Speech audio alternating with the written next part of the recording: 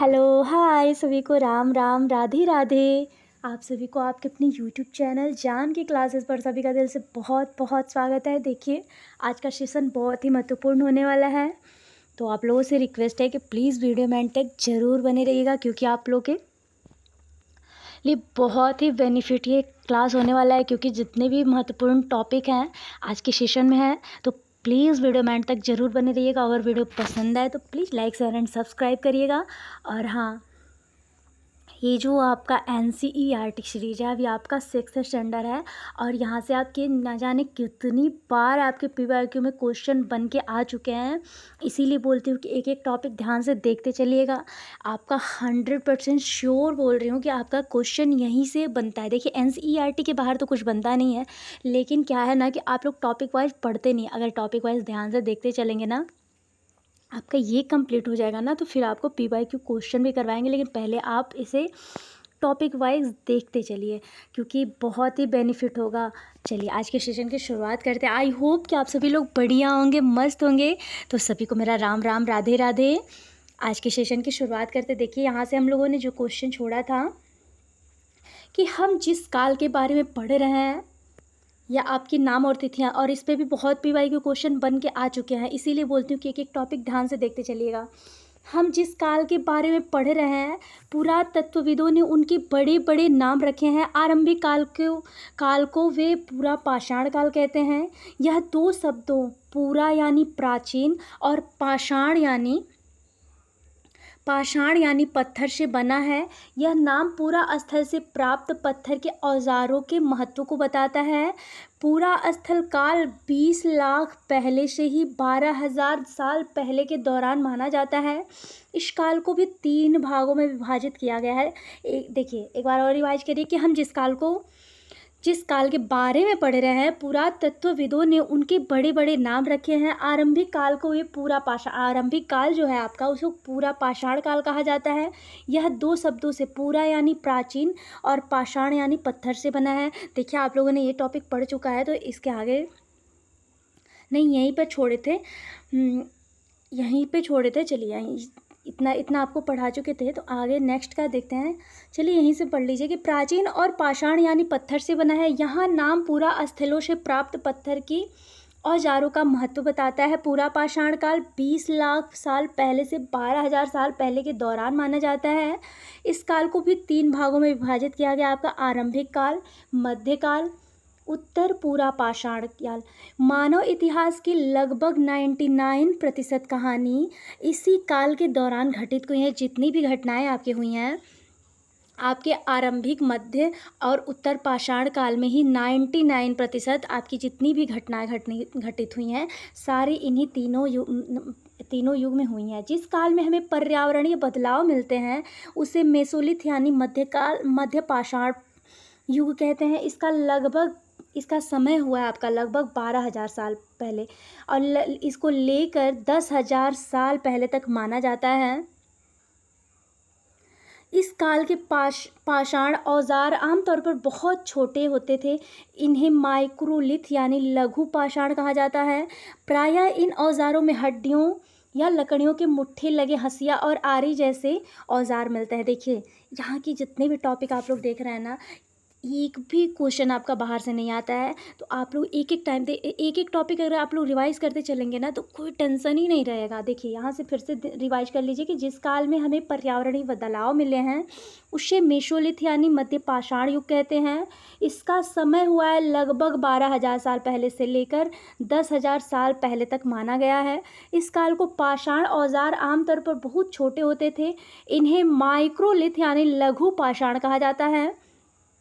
प्रायः इन औजारों में हड्डियों या लकड़ियों के मुट्ठे लगे हंसिया और आरी जैसे औजार मिलते थे। साथ साथ पूरा पाषाण युग वाले औजार भी इस दौरान बनाए जाते थे। चलिए, नेक्स्ट देखते हैं कि अगले युग की शुरुआत लगभग आपके 10,000 साल पहले से ही होता है। इसे नव पाषाण युग कहा जाता है। जो आपका अगला युग शुरुआत हुआ था लगभग 10,000 साल पहले, और इसे नव पाषाण युग कहा जाता है। नव पाषाण युग का मतलब होता है, हमने कुछ स्थानों के, देखिए यहाँ पे कुछ टॉपिक मिले हैं, एक सेकेंड देखिएगा। अगले अध्यायों में तुमने अनेक नाम मिले होंगे। अक्सर हमें पुराने स्थलें उनके नाम पर प्रयोग करते हैं जो आज प्रचलित हैं, क्योंकि हमें ज्ञात नहीं है कि उन काल में इसके क्या नाम रहे होंगे। चलिए नेक्स्ट टॉपिक देखते हैं, बदलती जलवायु। देखिए यहाँ से आपके एज इट इज क्वेश्चन आपके यहाँ से क्वेश्चन बन कर के आया है, इसीलिए बोलती हूँ कि एक एक टॉपिक अगर ध्यान से देखते चलेंगे तो कोई टेंशन ही नहीं होगा। बदलती जलवायु आपका लगभग 12,000 साल पहले दुनिया की जलवायु में बड़े बदलाव आए और गर्मी बढ़ने लगी। इसके परिणाम स्वरूप कई क्षेत्रों में घास वाले मैदान बनने लगे। इससे हिरण, बारहसिंगा, भेड़, बकरी और गाय जैसे उन जानवरों की संख्या बढ़ी जो घास खाकर जिंदा रह सकते थे। क्या बोल रहा है कि 12,000 साल पहले जो दुनिया की जलवायु में बड़े बदलाव आ गए और गर्मी भी बढ़ने लगी। इसके परिणाम स्वरूप कई क्षेत्रों में घास वाले मैदान बनने लगे। देखिए ये टॉपिक आपका पहले से हो चुका है, बस ये रिवाइज करा रहे हैं यहाँ तक, और आगे का भी टॉपिक करवा रहे हैं आप लोगों को। इसमें परिणाम स्वरूप कई क्षेत्रों में घास वाले मैदान बनने लगे। इससे हिरण, बारहसिंगा, भेड़, बकरी और गाय जैसे उन जानवरों की संख्या बढ़ी जो घास खाकर जिंदा रह सकते थे। जो लोग इन जानवरों का शिकार करते थे वे भी इनके पीछे आए और इन्हीं खाने पीने की आदतों का, प्रजनन के समय की जानकारी हासिल करने लगे। हो सकता है कि तब लोग इन जानवरों को पकड़कर अपनी ज़रूरत के अनुसार पालने की बात सोचने लगे हों। साथ ही इस काल में मछली भी भोजन का महत्वपूर्ण स्रोत बन गया। देखिए क्वेश्चन कहीं और से नहीं बन के आता है, यही टॉपिक आपका यहीं से उठा के एज इट इज पूछ लेगा। बोल रहा है कि जो लोग इन जानवरों का शिकार करते थे वे भी इनके पीछे आए और इनके खाने पीने की आदतें और प्रजनन के समय की जानकारी हासिल करने लगे। हो सकता है कि तब लोग इन जानवरों को पकड़कर अपनी ज़रूरत के अनुसार पालने की बात सोचने लगे हों। साथ ही इस काल में मछली भी इन लोगों की महत्वपूर्ण स्रोत बन गई। चलिए नेक्स्ट टॉपिक देखते हैं। देखिए उस समय आपके खेती और पशुपालन पर भी देखिए इस दौरान उपमहाद्वीप के भिन्न भिन्न इलाकों में गेहूँ, जौ और धान जैसे अनाज प्राकृतिक रूप से उगने लगे थे। आपके मतलब 10,000 साल पहले आपके नवपाषाण काल में खेती और पशुपालन की शुरुआत हो गई थी। इस दौरान उपमहाद्वीप के भिन्न भिन्न इलाकों में गेहूँ, जौ और धान जैसे अनाज प्राकृतिक रूप से उगने लगे थे। शायद महिलाओं, पुरुषों और बच्चों ने इन अनाजों को भोजन के लिए बटोरना शुरू कर दिया। साथ ही वे भी यह सीखने लगे होंगे कि यह अनाज कहाँ उगते थे और कब पककर तैयार होते थे। ऐसा करते करते लोगों ने इन अनाजों को खुद पैदा करना सीख लिया होगा। इस प्रकार धीरे धीरे वे कृषक बन गए। देखिए क्या बोल रहा है आपसे, ध्यान से देखिए। इस दौरान उपमहाद्वीप के भिन्न भिन्न इलाकों में गेहूँ, जौ और धान जैसे अनाज प्राकृतिक रूप से उगने लगे थे। शायद महिलाओं, पुरुषों और बच्चों ने इन अनाजों को भोजन के लिए बटोरना शुरू कर दिया होगा। मतलब देखिए जब गेहूँ और धान जैसे अनाज प्राकृतिक रूप से उगने लगे थे, जैसे अपने आप उगने लगे थे प्राकृतिक रूप, तो शायद महिलाओं और पुरुषों, बच्चों ने इन अनाजों को भोजन के लिए बटोरना शुरू कर दिया होगा। ध्यान गया होगा तो वो लोग बटोरना शुरू कर दिए होंगे। साथ ही वे यह भी सीखने लगे कि यह अनाज कहाँ उगते थे। तब उन लोगों ने यह सीखना शुरू किया कि आखिर यह अनाज उगता कहाँ है और कब पक कर तैयार होते थे। ऐसा करते करते लोगों ने इन अनाजों को खुद पैदा करना सीख लिया। इस प्रकार वे धीरे धीरे कृषक बन गए। चलिए नेक्स्ट टॉपिक देखते हैं कि इस तरह के लोगों ने अपने घरों के आसपास चारा रखकर जानवरों को आकर्षित कर उन्हें पालतू बनाया होगा। सबसे पहले जिस जंगल में जानवर को पालतू बनाया हो गया वह कुत्ते का जंगली पूर्वज था। धीरे धीरे लोग भेड़, बकरी, गाय, सूअर जैसे जानवरों को अपने घर के नज़दीक में आने का उत्साहित करने लगे। ऐसे जानवर झुंड में रहते थे और ज़्यादातर घास खाते थे। अक्सर लोग अन्य जंगली जानवरों के आक्रमण से इनकी सुरक्षा किया करते थे। इस तरह से धीरे धीरे वे पशुपालक बन गए। देखिए आपके नवपाषाण काल के ये सारे टॉपिक है ना, तो क्या बोल रहा है कि इस तरह के लोगों ने अपने घरों के आसपास चारा रखकर जानवरों को आकर्षित कर उन्हें पालतू बनाया होगा। सबसे पहले कि जिस जंगली जानवर को पालतू बनाया होगा, देखिए पहला तो आप लोगों को सबको पता है कि जो सबसे सर्वप्रथम जो पालतू कुत्ता बनाया गया था, तो वही बोल रहा है कि सबसे पहले जो बनाया गया होगा वह कुत्ते के जंगली पूर्वज था। धीरे धीरे लोग भेड़, बकरी, गाय, सूअर जैसे जानवरों को अपने घरों के नज़दीक आने को उत्साहित करने लगे। ऐसे जानवर झुंड में रहते थे और ज़्यादातर घास खाते थे। अक्सर लोग अन्य जंगली जानवरों के आक्रमण से इनकी सुरक्षा किया करते थे और इस तरह के धीरे धीरे वे मतलब पशुपालक बन गए। इसके बाद मतलब वे लोग पहले तो कुत्ता था, आपके बाद धीरे धीरे धीरे भेड़, बकरी, गाय, सुअर जैसे जानवर भी इन लोगों के घरों के नज़दीक आने लगे। और जब जानवर झुंड में रहते थे तो ज़्यादातर घास खाते थे। अक्सर लोग अन्य जंगली जानवरों को आक्रमण से इनकी सुरक्षा भी करने लगे। चलिए नेक्स्ट टॉपिक देखते हैं। ऐसे ये लोग पशुपालक बन गए। देखिए बचने की प्रक्रिया भी आपका एज इट इज क्वेश्चन ही बन के आया, इसीलिए बोलती हूँ कि टॉपिक वाइज देखते चलिए। इसके द्वारा पौधे उगाने और जानवरों की देखभाल करने की बचने की प्रक्रिया का नाम, मतलब इसको बचने की प्रक्रिया का नाम, जब आपके पशुपालक बन गए ये लोग तो इनको बचने की प्रक्रिया का नाम दे दिया गया है। इनके द्वारा दिए गए पौधे तथा जानवर अक्सर जंगली पौधे तथा जानवर से भिन्न होते हैं। इनकी वजह से या प्रक्रिया की दिशा में अपनाए गए पौधे या जानवरों को लोग चयन करते थे। उदाहरण है, इसी का उदाहरण है। चलिए नेक्स्ट टॉपिक देखते हैं। उदाहरण के तौर पर देखिए यहाँ पे देख रहे हैं आप लोग कि उदाहरण के तौर पर लोग उन्हीं पौधे तथा जानवरों का चयन करते हैं जिनके बीमार होने की संभावना मतलब कम होती है। यह नहीं, मतलब लोग उन्हीं पौधे को चुनते हैं जिसे बड़े दाने वाले अनाज पैदा हो, साथ ही जिन पर मजबूत डंठले अनाज के पके दानों के भार को संभाल सकें। ऐसे पौधे को बीजों को संभाल कर रखा जाता है ताकि फिर से उगाने के लिए उनके गुण जो हैं वो सुरक्षित रह सकें। यहाँ पर देख रहे हैं, मतलब वो लोग ऐसे पशु भी पालते थे जो मतलब जिनके बीमार होने की संभावना कम हो, क्योंकि भाई बात सही है कि उस समय में चिकित्सक जितने भी होंगे बहुत कम ही होंगे, और फिर ये अनाज के लिए भी वो लोग इसलिए बीज रखते होंगे कि आगे उन लोग के काम आ सके। तो बात तो सही है भाई। और उसके बाद क्या बोल रहा है कि उन्हीं जानवरों को आगे प्रजनन के लिए भी चुना जाता है जो आमतौर पर अहिंसक होते हैं, मतलब जो हिंसा नहीं करते हैं उन जानवरों को आगे प्रजनन के लिए भी चुना जाता है। इसलिए हम देखते हैं कि पाले गए जानवर तथा कृषि के लिए अपनाए गए पौधे जंगली जानवरों तथा पौधों से धीरे धीरे भिन्न होते गए। मिसाल के तौर पर जंगली जानवरों की तुलना में पालतू जानवर के दांत और सींग छोटे होते हैं।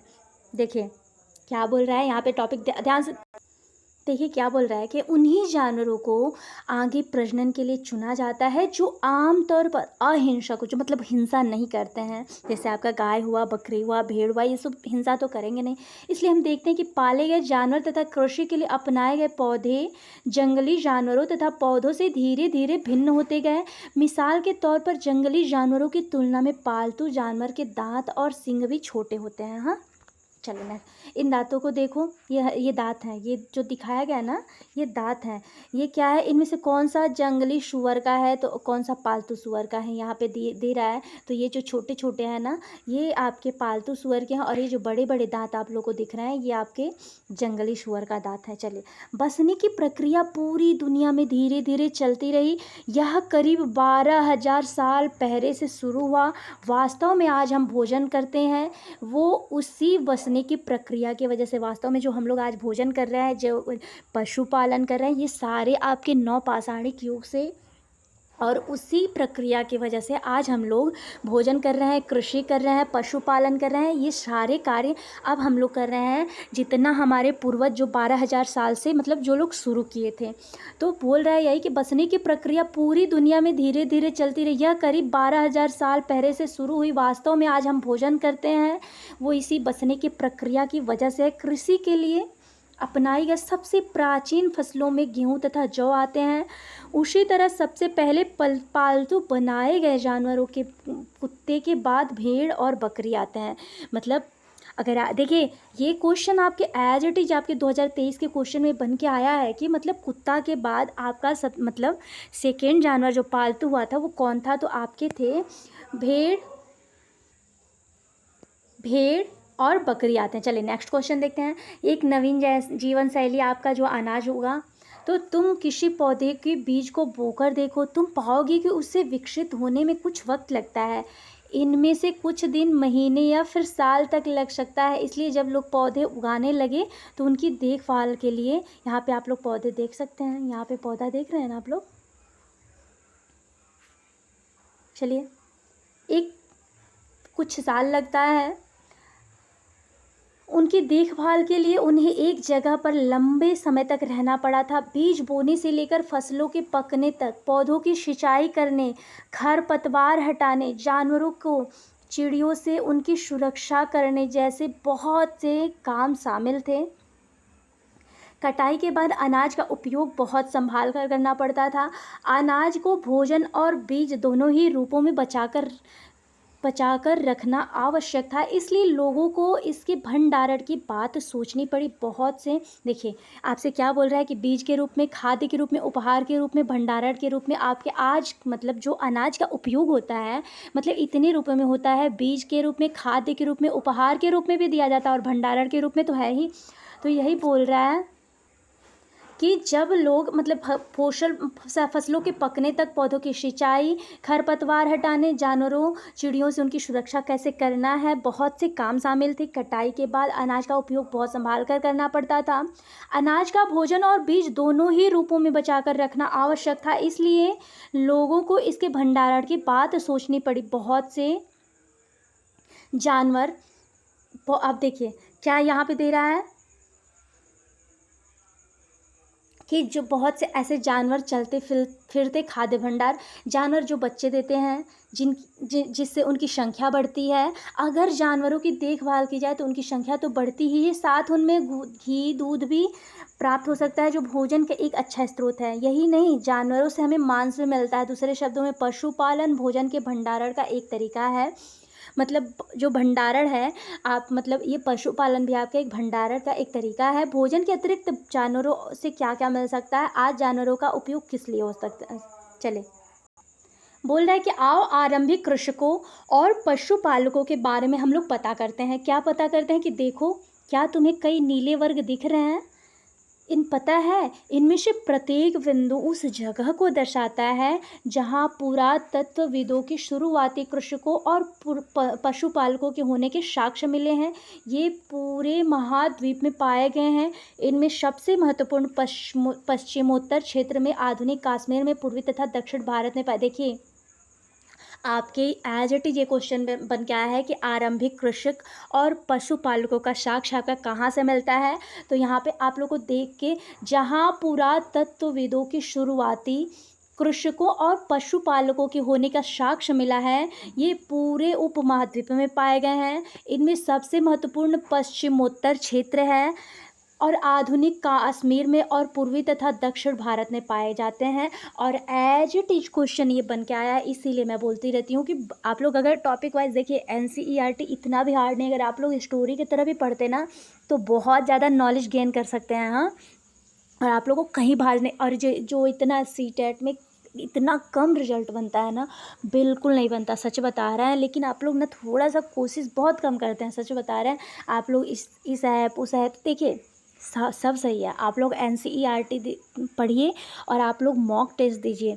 आप लोग को जहाँ पढ़ना है जैसे पढ़ना पढ़िए, लेकिन आप लोग मॉक टेस्ट और NCERT सीरीज ज़रूर पढ़िए अगर आप लोग को फर्स्ट अटैम्प्ट में CTET क्वालिफाई करना है तो। चले वास्तव में ये निर्दिष्ट स्थान कृषकों और पशुपालकों की बस्तियां थी या नहीं, इसे जांचने के लिए वैज्ञानिक खुदाई में मिले हैं पौधे और पशुओं की हड्डियों के नमूने का अध्ययन करते हैं। इनमें से सबसे रोचक जले हुए अनाज के दानों के अवशेष हैं। ऐसा लगता है कि ये गलती से या फिर जानबूझकर जलाए गए होंगे। वैज्ञानिक इन अनाज के दानों की पहचान कर सकते हैं। इस तरह हमें पता चलता है कि उस उपमहाद्वीप के विभिन्न भागों में बहुत सारी फसलें उगाई जाती रही होंगी। वैज्ञानिक विभिन्न जानकारी हड्डियों की भी पहचान कर सकते हैं। देखिए क्या बोल रहा है कि वास्तव में ये निर्दिष्ट स्थान जो है कृषकों और पशुपालकों की बस्तियां थी, जो मतलब जहाँ से ये साक्ष्य मिला है। इसे जांचने के लिए वैज्ञानिक ने खुदाई की, मिले पौधे और पशुओं की हड्डियों के नमूने का अध्ययन भी करते हैं। इनमें सबसे रोचक है कि जले हुए अनाज के दानों के अवशेष भी अभी मिले हैं। ऐसा लगता है कि गलती से या फिर जानबूझकर भी जलाए गए होंगे। वैज्ञानिक इन अनाज के दानों की पहचान कर सकते हैं।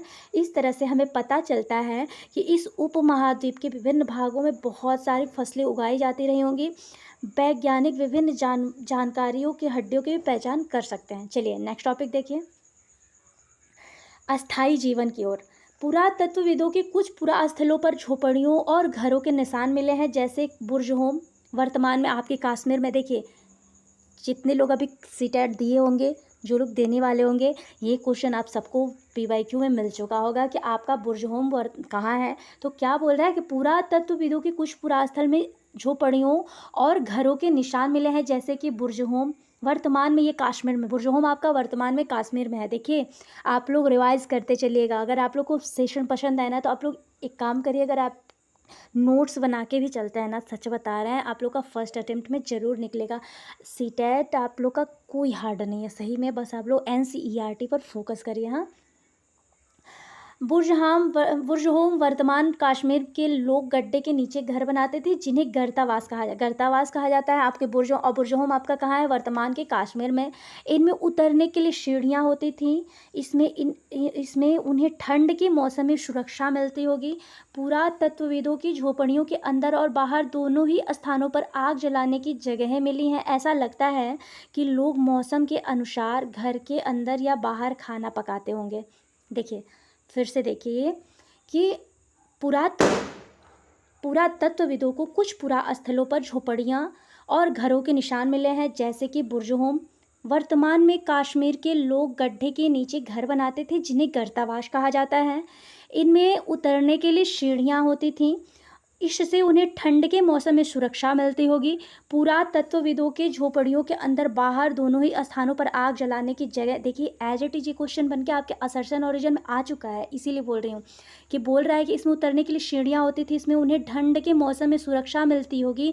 इसके वजह से वह पुरातत्वविदों को झोपड़ियों के अंदर और बाहर दोनों ही स्थानों पर आग जलाने की जगहें मिली हैं। ऐसा लगता है कि लोग मौसम के अनुसार घर के अंदर या बाहर खाना पकाते होंगे। हाँ, चलिए नेक्स्ट क्वेश्चन देखते हैं। नेक्स्ट टॉपिक देखिए, ये नवपाषाण काल के कुछ उपकरण भी हैं। बहुत सारी जगहों से पत्थर के औजार भी मिले हैं। इनमें से कई ऐसे हैं जो पुरापाषाण कालीन युगीन उपकरणों से भिन्न हैं, इसलिए उन्हें नवपाषाण युग का माना गया है।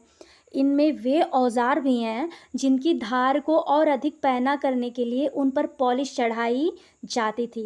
यहाँ पर आप लोग देख सकते हैं कि कितना ये नुकीला जैसा दिख रहा है ना पत्थर, एक यहाँ देख रहे हैं ना, ये नुकीला जैसा दिखने वाला है। दो पत्थर आपको नुकीला जैसे दिख रहे हैं।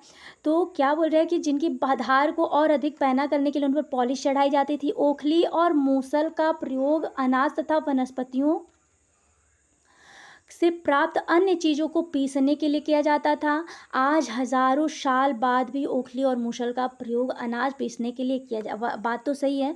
आप लोग कहीं गांव में जाएंगे कहीं भी, तो आज भी वर्तमान के मतलब ये जो वर्तमान में अभी हम लोग के ये जो ओखली और मूसल का भी प्रयोग होता है गाँवों में, और ये अनाज पीसने के लिए भी किया जाता है। तो यही बोल रहा है कि आज मतलब हज़ारों साल बाद मतलब भी आज ओखली और मूसल का प्रयोग अनाज पीसने के लिए किया जाता है। उसी तरह प्राचीन प्रस्तर युगीन औजारों का निर्माण और प्रयोग लगातार होता रहा। कुछ औजार हड्डियों से भी बनाए जाते थे, मतलब पहले के जो औजार थे, मतलब कुछ औजार जो थे वो हड्डियों से भी बनते थे। आई होप कि आप लोगों को सेशन पसंद आ रहा होगा। चलिए नेक्स्ट टॉपिक देखते हैं। अगर देखिए ये भी आपका शायद अभी आपका क्लास लंबा होने वाला है। हाँ देखिए क्लास बहुत लंबा होगा। हाँ अभी 4 स्लाइड बचे हैं। देखिए ये सारे टॉपिक देखिए जल्दी जल्दी का अगर आप लोग पढ़ेंगे तो कोई वो नहीं है, तो फिर आप लोग को यहीं से एक बार और रिवाइज कराएंगे, ठीक है। तो आप लोग को धीरे धीरे कराएंगे, कंटिन्यू करवाएंगे, आप लोग बिल्कुल टेंशन ना लीजिए। और आप लोग यहाँ तक अगर आप लोग रिवाइज कर लेंगे ना ये जितने भी टॉपिक्स हैं, तो आप लोग के लिए बहुत ज़्यादा मतलब बेनिफिट होगा। तो सभी को मिलते हैं नेक्स्ट वीडियो में, क्योंकि क्लास लंबा होने वाला है। हाँ तो चलिए मिलते हैं सभी को नेक्स्ट वीडियो में। तब तक के लिए सभी को मेरा राम राम राधे राधे। आप लोग रिवाइज करते रहिए। मिलते हैं सभी को नेक्स्ट वीडियो में। तब तक के लिए सभी को राम राम राधे राधे। आई होप कि आप लोग को सेशन पसंद आए। प्लीज़ अगर सेशन पसंद आ रहा हो ना तो प्लीज़ लाइक एंड सब्सक्राइब ज़रूर कर दिया करिए। भाभी